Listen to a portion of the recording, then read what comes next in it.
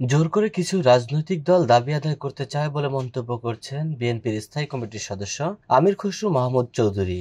তিনি বলেছেন, কিছু রাজনৈতিক দল নিজেরা মালিক হতে চাচ্ছে, জোর করে দাবি আদায় করতে চায় তারা। নিজেদের দাবি অন্য দলের উপর চাপিয়ে দেওয়ার চেষ্টা করবেন না।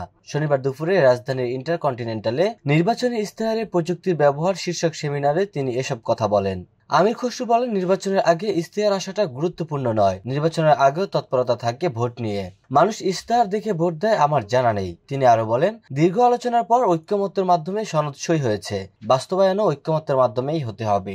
জনগণের ম্যান্ডেট নিয়ে সংসদে আসেন, ঐক্যমতের বাইরে যে নতুন ইস্যু সৃষ্টি করলে আপনি ঐক্যমতকে সম্মান করছেন না। বিএনপির স্থায়ী কমিটির এই সদস্য বলেন, যারা নির্বাচন বিলম্বিত করতে চায়, বাধাগ্রস্ত করতে চায়, তারা কি এই ধরনের ঘটনা ঘটাতে চান কিনা সেই প্রশ্ন রাখেন তিনি। নানা ঘটনা ঘটিয়ে নির্বাচন বিলম্বিত করার চেষ্টা হচ্ছে কিনা এমন প্রশ্নও আছে। বিএনপির এই নেতা আরো বলেন, গণতন্ত্রের মূল বিষয় আলোচনা অব্যাহত রাখা, জনগণের কথা সব সময় বলতে হবে।